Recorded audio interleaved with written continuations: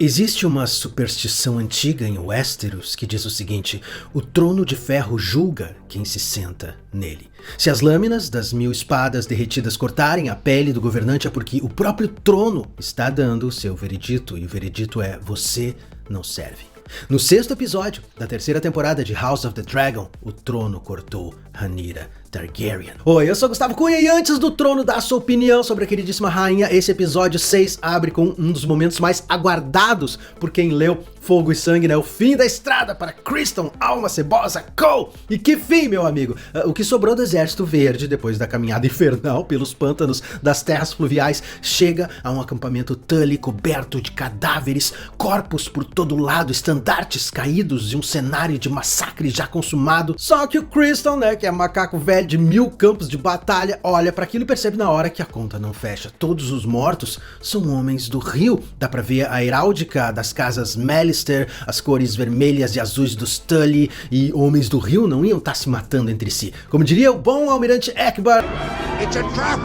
E antes que o bom Sir Criston termine de juntar o E com o Cré, os cadáveres se levantam. E isso aqui é uma adaptação muito esperta do livro e vale a pausa para explicar o que a série tá fazendo. Em Fogo e Sangue, os homens do rio armam 2 banquetes macabros diferentes. O primeiro deles é posicionar corpos reais de batalha, né, de mortos do lago, para intimidar o Exército Verde. E a série adaptou essa parte no episódio passado com o Banquete dos Traidores, né, que o Daemon encontrou em Porto Real.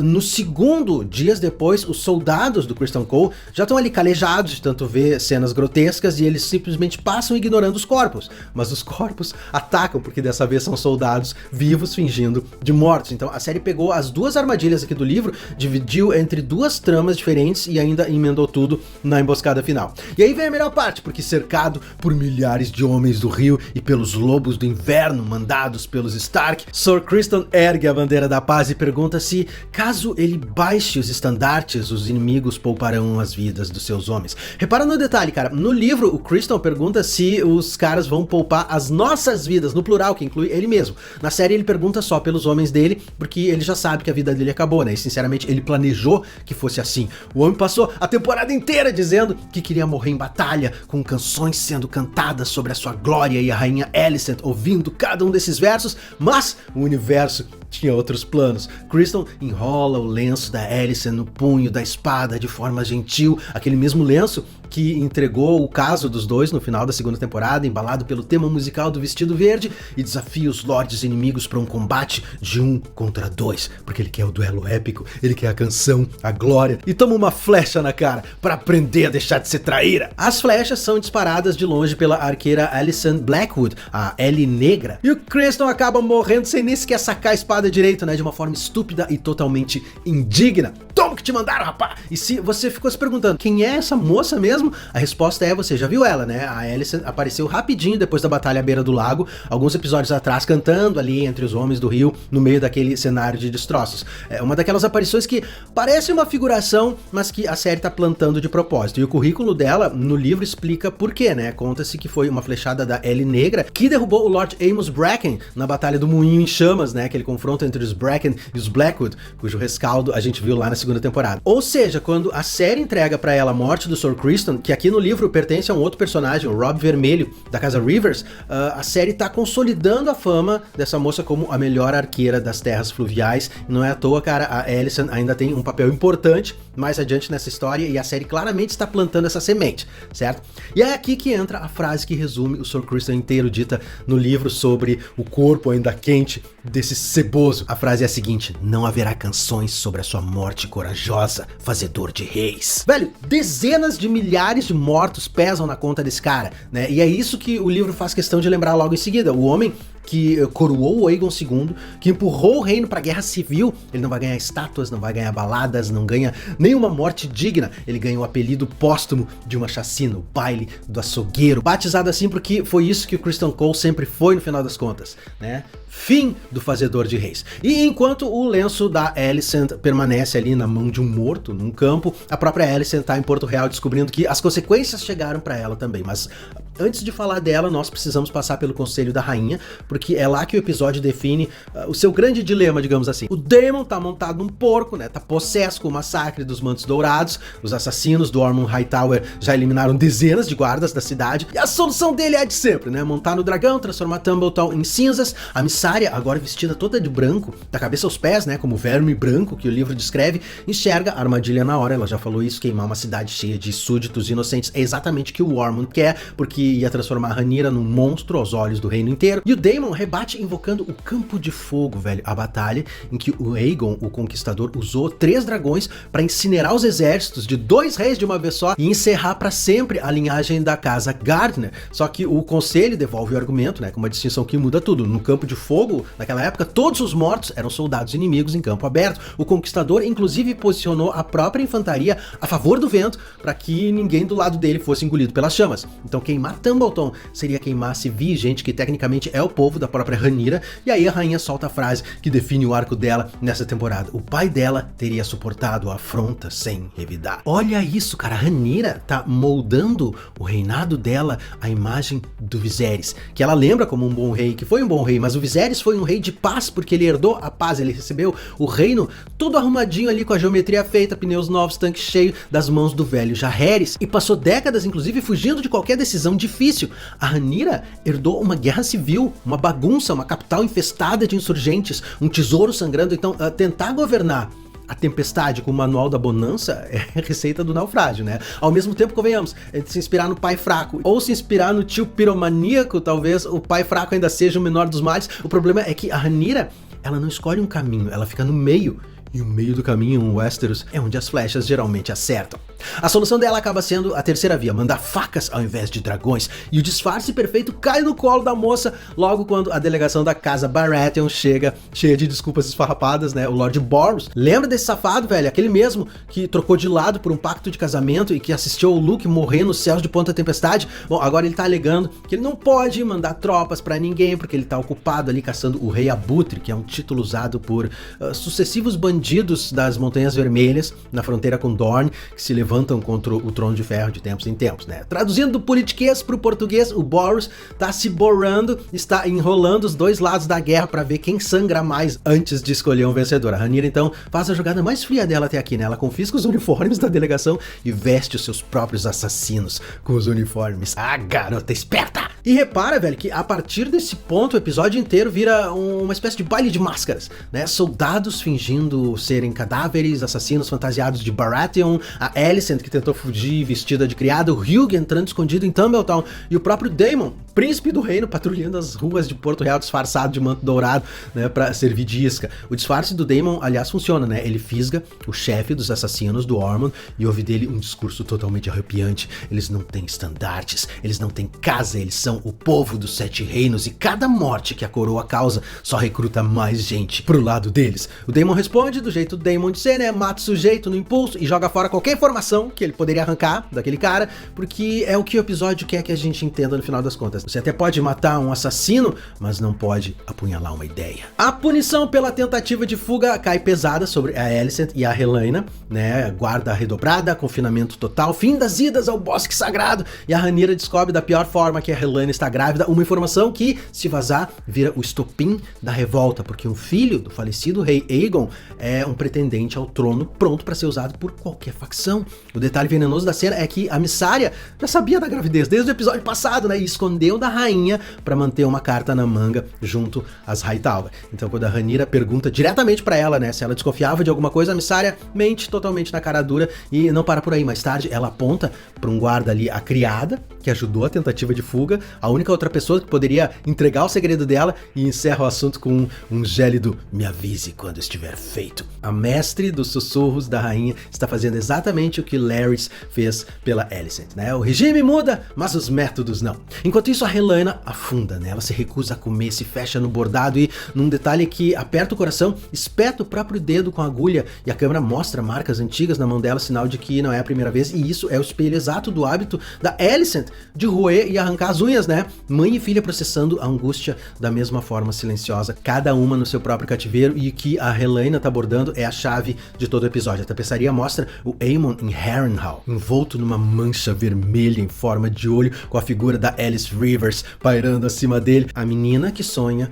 com o futuro está costurando o destino do próprio irmão. Repara na simetria injusta, né? Isso tá acontecendo porque a Helaena não clicou no meu link da Amazon, porque se ela fosse inscrita desse canal, ela poderia ter usado meu link pra mandar vir uma tapeçaria um pouco menos carregada de dor e de luto, né? Pra pendurar naquele quarto tão grande, uma paisagem, um campo de flores, um gatinho gordinho dormindo, né? E você pode fazer exatamente isso, gafanhoto, clicando no meu link, que tá aqui na descrição do vídeo, no comentário fixado ou no QR Code da tela. Você manda vir tapetes, capachos, mantas aconchegantes, kits de bordado, agulhas, linhas ou qualquer outra coisa que a sua casa estiver precisando, tudo sem nenhuma visão trágica costurada de brinde, né? O preço para você permanece exatamente o mesmo de sempre. A única diferença é que uma parte do valor é revertida para manter esse seu tecelão das teorias trabalhando no tear das especulações, né? Entrelaçando os fios do livro com os fios da série, ponto por ponto, nó por nó, até formar essa tapeçaria audiovisual que você tá assistindo agora. E se você não for mandar vir nada, cara, pelo menos deixa aquele like, se inscreve aqui no canal, que também é um jeito de manter a linha na agulha. Faz isso pelo Tata, cara, porque esse vídeo deu um trabalhão pra bordar, tá bom?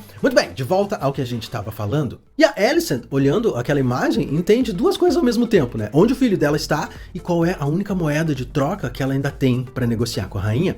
Aí nasce a barganha mais perversa dessa temporada. Rhaenyra topa libertar mãe e filha, mas o preço é a Alicent viajar até Harrenhal servindo de isca, porque o Aemon se despediu dela em bons termos, né? Você se lembra? Ele não sabe da traição e não desconfia da chegada da própria mãe levando junto um assassino disfarçado de escolta. Então a Alicent tem que entregar pessoalmente o filho para a morte para comprar a liberdade da filha. E quando ela implora por outro caminho, a Rhaenyra devolve com a frieza de quem finalmente endureceu o coração, né? Lembrando que a própria Alicent avisou lá atrás que reinar ia exigir exatamente isso. E já que a tapeçaria apontou para Harrenhal, nós vamos até lá porque o Aemon está vivendo o enredo mais estranho de toda a temporada, né? E esse episódio finalmente justificou essa demora dele por lá. Quando um menino da estrebaria flagra o príncipe tentando ir embora, a Alice resolve o problema do jeito dela, mata o coitado do garoto sem piscar pra proteger a identidade do Aemon, e aí ela abre o segredo que muda o tabuleiro. 5 ovos de dragão escondidos há mais de um século,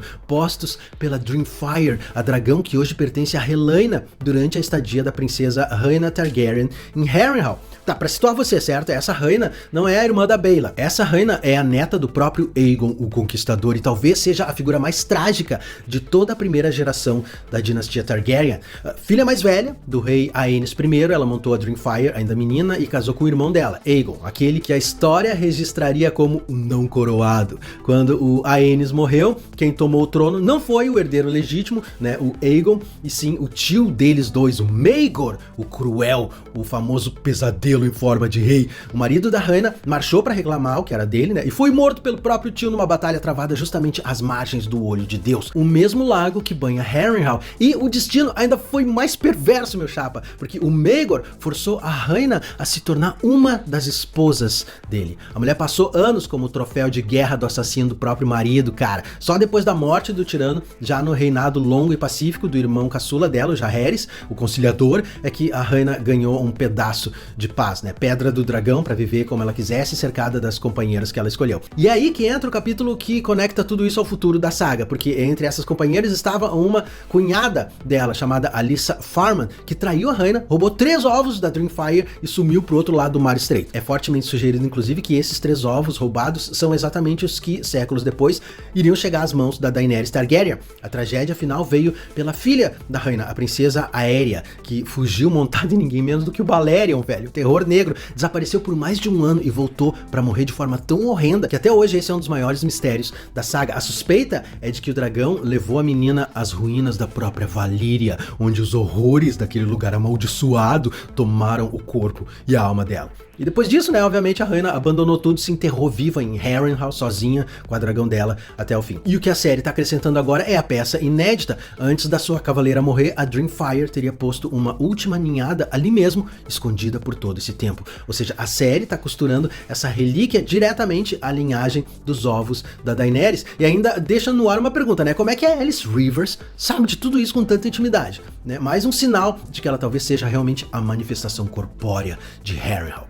Quando Aemon toca um dos ovos e diz que o ovo ainda tá quente logo depois da mão da Aerys ainda suja de sangue ali do menino encostar na casca, a série tá piscando pro público, né? Sangue e fogo, literalmente a receita que acordou os dragões da Daenerys. Tem magia antiga fermentando em Harrenhal. E eu não duvido, cara, que essa magia vai mudar o rumo da guerra. Do outro lado do tabuleiro, as sementes do dragão estão sendo empurradas pra fora do time preto e a série está fazendo isso com uma paciência de artesão, né? O Wolf, coitado, reclama da vida nova, proibido de ir na taverna, né? De tomar umas e outras com seus parças, escravo do apito da rainha, com um dragão que ninguém pode ver. O sonho do cara virou um expediente de repartição pública. E quando o Daemon, já sem paciência nenhuma, humilha e derruba o sujeito no meio da rua, na frente daquela menina espiã que trabalha pros verdes, veja você, a série tá praticamente escrevendo na tela o convite que os Hightower vão fazer mais adiante pra esse cara. O caso do Hugh é ainda mais amargo, né? Ele se arrisca pra entrar escondido em Tumbleton e reencontrar a esposa, Cat, achando que vai ser recebido como um herói. Ao invés disso, encontra uma mulher destruída, que perdeu o irmão, sofreu horrores na estrada e resume tudo numa frase que corta mais do que o trono de ferro, né? Ela precisava dele ali e ele não estava. Ele trouxe um dragão, mas ela precisava de um marido. Muito punk. Em Tumbleton, o episódio ainda entrega o retrato mais completo do trio Hightower. Ormond recebe o primo Gwaine com deboche, alfinetadas ali sobre o consolo entre irmãos de armas e ordens para que ele tome banho, né? Tudo isso cheirando aquele frasquinho de perfume dele, aquele detalhe que virou uma assinatura do personagem. E o Daemon finalmente ganha voz numa conversa devastadora com o tio. Ele admite que odeia quem ele se torna quando ele tá perto do Ormond, né? Que ele não quer o trono, ele sabe que vai virar um fantoche, que só permanece ao lado do Ormond porque sem o primo não sobra ninguém para proteger ele da fúria da Rhaenyra. Isso é a anatomia de uma relação abusiva, né? Dita com todas as letras. E é justamente o Gwaine quem salva o dia quando os Baratheon da Rhaenyra chegam pedindo audiência com o futuro rei. O líder deles se apresenta como Aerion Baratheon e eles chegam cheirando tão mal que turvam a mente do pobre Ormond. Nesse momento, é o Gwaine que conhece as casas do reino como a palma da mão e sabe que o Aerion verdadeiro tem uma outra altura, cabelo castanho claro. É ele quem age, a genética traindo os impostores, né? É quase uma piada interna com a linhagem Baratheon de Game of Thrones, né? Aquela do cabelo negro que desmascarou os filhos da Cersei. O Gwaine e o Jon Roxton retalham os assassinos enquanto o Ormond, o grande estrategista da guerra, vomita ali atrás da mesa, né? O homem que planeja banhos de sangue à distância não aguenta ver o sangue de perto. E aí o episódio fecha com 2 golpes. O primeiro é simbólico. No meio de uma audiência caótica, cercada de súditos desesperados que ela não consegue atender, a Rhaenyra percebe que o trono de ferro cortou a mão dela. O som ambiente some, né? Aquele zumbido agudo da sanidade em colapso volta. Ela ergue os olhos direto para a estátua do Viserys, o pai que também vivia se cortando no trono e que definhou de infecção. E o livro aqui registra essa mesma cena com uma frase que é gélida dos cronistas, né? Os sábios que viram o sangue pingar entenderam em silêncio que os dias dela naquele assento seriam poucos. A série ainda coroa o momento com um plano aéreo espetacular do trono visto de cima, parecendo uma árvore de lâminas, né? Quase um represeiro de aço, como se os deuses antigos e o trono estivessem dando o mesmo veredito. O segundo golpe é mais concreto, né? Nos arredores de Porto Real, o Corlys Velaryon, a caminho de reforçar a cidade com os homens que o filho pediu, é emboscado e capturado pelo Jon Roxton. A rainha perde na mesma noite a confiança do trono e o seu serpente marinho. O homem mais respeitado do reino, que o próprio Ormond elogiou minutos antes, né? Como a única escolha acertada dela. Repare que Corlys não foi morto, né? Ele foi apenas capturado. Isso vai se desenrolar mais adiante. No fim das contas, o episódio abre com o julgamento de um cavaleiro que queria canções e fecha com o julgamento da rainha que queria se tornar como o pai. O Criston morreu sem a glória que ele perseguiu a vida inteira e a Rhaenyra sangra no assento que ela passou a vida inteira reivindicando. Numa guerra em que todo mundo tá fantasiado de outra coisa, né? De cadáver, de Baratheon, de manto dourado, de rei, o trono de ferro continua sendo a única coisa em Westeros incapaz de fingir. O veredito está dado. Resta saber quanto sangue ainda vai escorrer até que alguém entenda. Não esquece que tem aquele meu link da Amazon aqui embaixo na descrição do vídeo para você mandar vir tudo que você precisa para você ir para sua casa de quebra, ajudar esse canal a permanecer no ar. Eu vejo você muito em breve, meu chapa. Até lá, fica com Deus, permaneça bem, permaneça seguro, tá certo? Uma vez mais, muito obrigado e até a próxima.